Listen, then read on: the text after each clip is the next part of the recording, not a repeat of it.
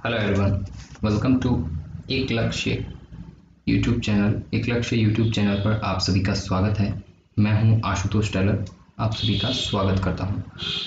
आज हम कुछ छोटा सा टॉपिक है पॉलिटी का इंट्रो के बारे में हम डिस्कशन करेंगे। और पॉलिटी स्टार्ट हुई, कॉन्स्टिट्यूशन आया, वो सारी चीज़ें हम डिस्कशन करेंगे। फंडामेंटल राइट्स हुए, इन सब के बारे में हम एक लेक्चर सीरीज लेकर आ रहे हैं। दीपक सर का थैंकफुल है कि दीपक सर ने मुझे मौका दिया इस चैनल पर आकर अपनी नॉलेज को देने के लिए स्टूडेंट्स को, तो थैंकफुल करता हूं। और स्टार्ट करते हैं इस लेक्चर को। उससे पहले हम थोड़ा सा इंट्रो यहाँ पर डिस्कशन करते हैं। हालांकि मेरी यूट्यूब पर और भी लेक्चर सीरीज आपको मिल जाएगी इसके पैरेलली, कि आप वहां पर जाकर भी इसको देख सकते हैं कि ये चीज कहाँ से स्टार्ट होती है। 1857 की क्रांति से लेकर गांधी युग तक की कहानी जो रची गई है, जहां तक का नेहरू युग, गांधी युग आता है, उसके दरमियान ही ये सारी चीजें आवश्यकता पड़ती है कि ऐसा कानून क्यों बनाया जाए, ऐसा कॉन्स्टिट्यूशन क्यों बनाया जाए कि हम उसका डेवलपमेंट हो, हमारे नेशनल का, हमारे नेशन का। ये सारी चीज़ें वहाँ पर डिस्कशन की गई थी। उसी की जिस तरह की आवश्यकता थी, उसी के अनुरूप सारी चीज़ें आई और बनाई गई। जिस तरह की आवश्यकता होती है, हमें भी जहाँ आवश्यकता होती है, हम उसी तरह अपने सारे प्रोसेस को करना प्रारंभ कर देते हैं। और इसी के साथ ऐसा भी देख सकते हैं कि नदी अगर पानी बह रहा होता है, बीच में कोई रुकावट डाल दी जाती है, तो वो साइड से अपना रास्ता बना लेता है। तो हमारा कॉन्स्टिट्यूशन भी कुछ इसी तरह से था कि अंग्रेजों का इतना होने के बावजूद भी हमने स्वयं ने अपना कानून स्वयं बनाया, काफ़ी अलग अलग देशों से लेके, और एक लिखित संविधान है हमारा। तो कॉन्स्टिट्यूशन, ये सारी चीज़ें डिस्कस करेंगे। तो इसमें थोड़ा सा मैं पीछे का थोड़ा रिवाइंड करता हूँ कि जो कंपनी का शासन था और आज का शासन था, वहाँ की पृष्ठभूमि से थोड़ा सा हम वहाँ पर रिलेट करते हैं। तो मैं यहाँ पर लिख भी देता हूँ, हालांकि ब्लैक बोर्ड की आवश्यकता तो पड़ती ही है, कोई भी टीचर पढ़ाता है। तो यहाँ पर एक छोटा सा इंट्रोडक्शन के साथ में हम स्टार्ट करते हैं कि ऐसी क्या पृष्ठभूमि रही थी कि यहाँ पर दो शासन की प्रणाली प्रारंभ की गई थी। ठीक है, ऐतिहासिक पृष्ठभूमि है।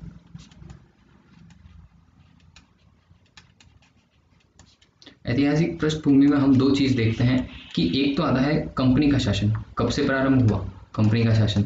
देखिए, ये कहानी जो है, उसको कहानी के तौर पर सुनने तो हमें थोड़ा कुछ याद आ जाएगा कि सबसे पहले क्या होता है कि अंग्रेज आए थे व्यापार के लिए, और धीरे धीरे उन्होंने क्या किया, अपनी कोठियां बनानी स्टार्ट कर दी। कोठियों में क्या किया, उन लोगों ने अपना व्यापार का सामान रखते थे, और शासन, भारत के शासक जो थे, उन सभी से अनुमति लेकर ही कार्य करते थे। तो ये सारी चीजें वहां से प्रारंभ हुई, और हमने इन्हें अपना मित्र समझा। और इन लोगों ने देखा कि यहाँ पर तो अपार संपत्ति है, और हमारा कारोबार, अर्थव्यवस्था बहुत अच्छी थी, सोने की चिड़िया कहने वाले भारत में ये सारी चीजें उन्हें समझ में आ गई कि इन लोगों को हम बेवकूफ बना सकते हैं। और उन्होंने इतना शासन किया हमारे ऊपर कि हम लोग उठ ही नहीं पाए, हमें स्वतंत्रता स्वयं लड़के लेनी पड़ी। ठीक है ना? तो ये सारी चीजें थी। तो कंपनी का शासन था। कंपनी का शासन 1973 से 1858 तक रहता है, कंपनी का शासन। फिर ताज का शासन आता है, ब्रिटिश क्राउन जो था उसका शासन हो जाता है, उसका गवर्नेंस चलती है। ठीक है, वो 1858 से 1947 तक रहता है, और फिर हम आज़ाद हो जाते हैं। ये सारी चीज़ यहाँ तक की आई थी, और इसके अंदर कुछ एक्ट्स बने हुए हैं, उसके बारे में भी हम डिस्कशन करते हैं। चार्टेड एक्ट आया था, जो गवर्नर को शासन की शक्तियां दे दी गई थी, 24 सदस्यों की एक समिति बनाई गई थी। ये सारी चीज़ें उसके अंदर आती है। धीरे धीरे इसके साथ में हम और भी कुछ सीखने प्रारंभ करेंगे। तो 1773, यहाँ से जहाँ से हम कंपनी का शासन देख रहे हैं, मैं यहाँ से स्टार्ट कर रहा हूँ, कंपनी के शासन से स्टार्ट करता हूँ कि एक एक्ट आया था, रेगुलेटिंग एक्ट बोलते हैं उसको। तो ईयर वाइज आपको याद रखना होगा कि कौन सा रेगुलेटिंग एक्ट कौन से ईयर में आया था।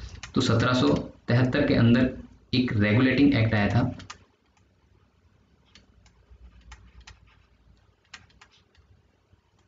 एक्चुअल में इतना राइटिंग अच्छी नहीं है मेरी, फिर भी मैं ट्राई करूंगा कि बेस्ट लिख पाऊँ। ठीक है, गलती होती है तो क्षमा प्रार्थी हूँ। तो रेगुलेटिंग एक्ट क्या था कि लाया तो ये ब्रिटिश। अब ये चीज़ें कहाँ होती थी, मतलब ये एक्ट कहाँ बनते थे? तो गवर्नेंस तो हमारी इंडिया की होती थी, पर ये सारे एक्ट बनते थे ब्रिटेन के संसद के अंदर, लंदन में। ठीक है, तो यहाँ पर क्या हुआ, ये एक्ट लाया गया था 1773 के अंदर, और इसको जो अमेंड किया गया था, इसको लागू किया गया था, वो 1774 के अंदर किया गया था। तो इस एक्ट के अंदर क्या कहा गया कि पहली बार कंपनी को शासन और राजनीतिक कार्यों के अंदर मान्यता मिली। इसके साथ साथ में उन्होंने भारत के अंदर केंद्र शासन की नींव रखी। मतलब केंद्र में शासन अलग होता है, अभी भी होता है ना, दिल्ली में अलग चलता है, और भारत का खुद का जो है अलग अलग राज्यों का अलग अलग शासन है, ठीक है। अगर गवर्नमेंट जिसकी है उसकी रहेगा, कोई इशू नहीं रहता इस चीज में। तो ये सारी चीजें वहां से रिलेट की गई है।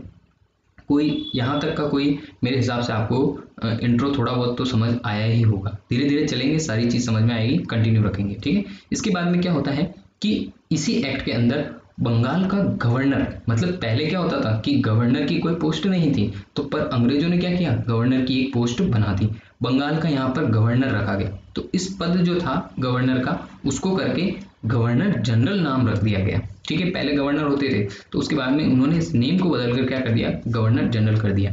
तो यहाँ पर मेंशन करना चाहिए मुझे या नहीं करना चाहिए, थोड़ा सा मैं कर देता हूँ कि बंगाल का क्या था, बंगाल का गवर्नर जनरल कर दिया,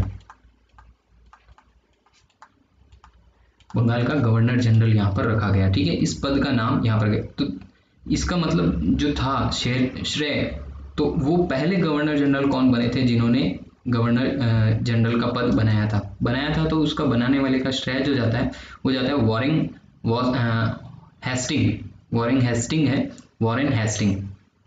हेस्टिंग के बारे में भी आपको मिलेगा, यहाँ पर गूगल करेंगे तो भी आपको काफी कुछ इंफॉर्मेशन मिलेंगी। वॉरेन हेस्टिंग्स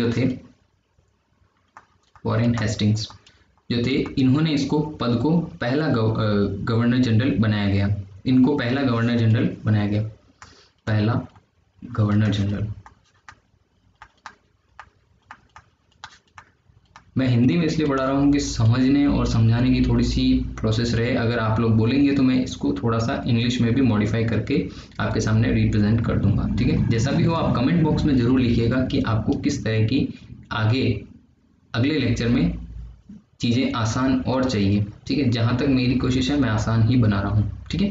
आगे देखते हैं। इसी के अंदर क्या होता है कि एक कार्यकारी परिषद की स्थापना की गई, जिसमें जो हेड होता है, सदस्य होता है, वो कौन होता है, गवर्नर जनरल होता है। और उसके अंदर 4 ऐसे सदस्य रखे जाते हैं जो इस समिति को चलाते हैं।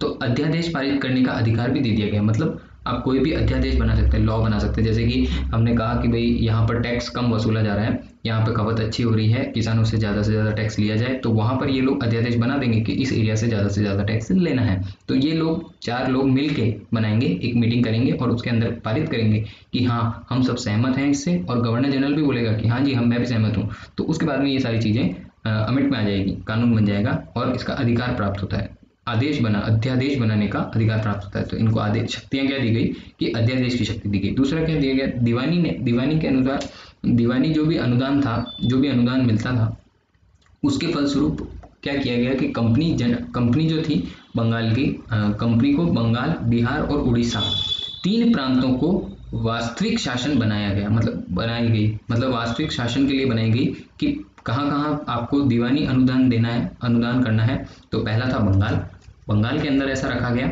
बंगाल। दूसरा रखा गया उड़ीसा, और तीसरा रखा गया बिहार।